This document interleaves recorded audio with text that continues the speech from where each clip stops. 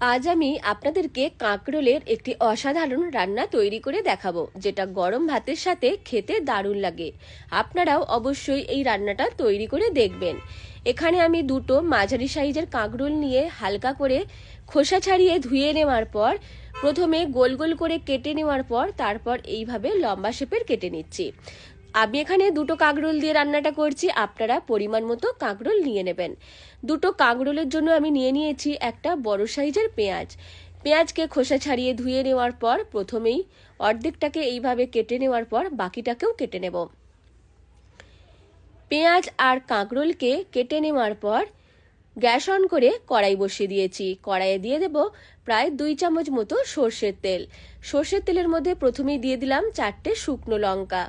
শুকনো লঙ্কাকে তেলে দিয়ে ভেজে নেওয়ার পর লঙ্কাটাকে তুলে নিচ্ছি। লঙ্কাকে একটা সাইডে রেখে দেব।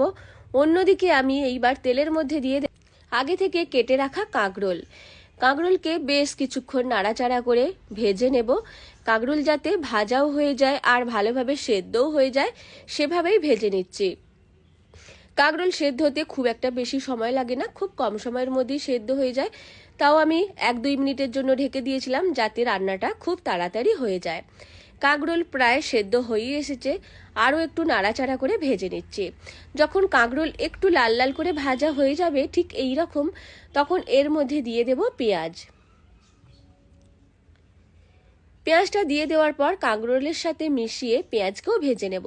মাঝে মধ্যে মনে হয় আমরা কাঁকরোল দিয়ে কি রান্না করি, যেটা বাড়ির সবাই পছন্দ করবে। তো আপনারাও কাঁকরোলের রান্নাটা এইভাবে তৈরি করে খেয়ে দেখবেন, বাড়ির সবাই খুব পছন্দ করবে।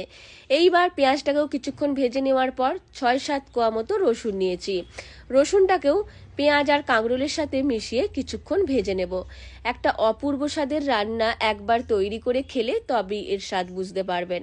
তাই আপনারাও অবশ্যই এই রান্নাটা তৈরি করে খেয়ে দেখবেন আর আমায় কমেন্ট করে জানাবেন।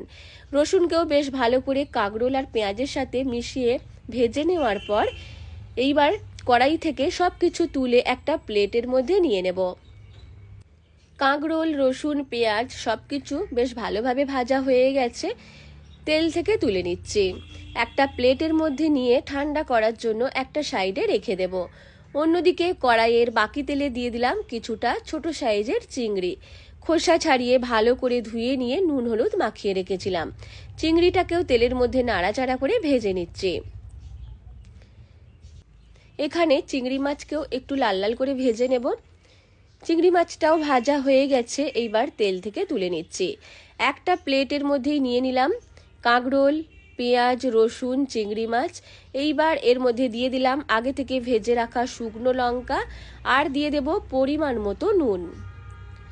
এইবার সব কিছুকে বেটে নেব। বেটে নেওয়ার জন্য আপনারা শিলের মধ্যেও বেটে নিতে পারেন। আমি একটা গ্রাইন্ডিং জার নিয়েছি, জারের মধ্যে সব কিছুকে নিয়ে বেটে নেব। একটা জারের মধ্যে নিয়ে নিলাম। আর আমি এখানে 4টে শুকনো লঙ্কা দিয়ে রান্নাটা করছি, আপনারা ঝালটা অবশ্যই নিজেদের স্বাদ মতো দেবেন। বেটে নেওয়ার পর একটা প্লেটের মধ্যে নিয়ে নেব। খুব সহজেই তৈরি হয়ে গেল কাঁকরোলের একটি অসাধারণ রেসিপি। খেতে দারুণ হয়। আবার আপনাদেরকে বলছি, আপনারাও তাই বাড়িতে এইভাবে কাঁকরোলের রেসিপিটা তৈরি করে খেয়ে দেখবেন। আশা করি আপনাদেরও খুব ভালো লাগবে। গরম ভাতের সাথে কাঁকরোলের এইরকম ভর্তা থাকলে সবাই খুব পছন্দ করবে। রান্নাটা ভালো লাগলে লাইক, শেয়ার এবং কমেন্টস করতে ভুলবেন না। আর আমার চ্যানেলটিকেও সাবস্ক্রাইব করতে ভুলবেন না।